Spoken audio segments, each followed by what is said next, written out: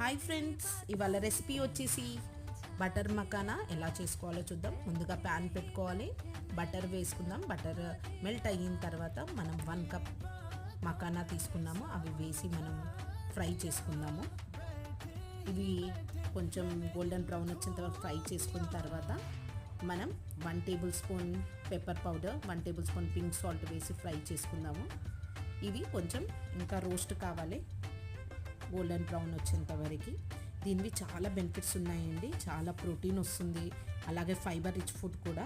దీని బెనిఫిట్స్ ఇంకా ఏంటంటే మన హార్ట్ అనేది చాలా హెల్తీగా ఉంటుంది, అలాగే డైజెస్టివ్ సిస్టమ్ ఇంప్రూవ్ అవుతుంది, మరి మన ఏజింగ్ ప్రాసెస్ కూడా చాలా ఉంటుంది. ఇది మంచి డైట్ రెసిపీ కూడా అండి. వెయిట్ లాస్ కోసం ఎంతోమంది చూస్తారు కదా, ఈ రెసిపీని యాడ్ చేసుకోవచ్చు. అంతే అండి, డ్రై రోస్ట్ మకానా రెడీ. మీరు కూడా ఈ రెసిపీ ట్రై చేసి ఎలా వచ్చిందో నా కమెంట్ రూపంలో పెట్టండి.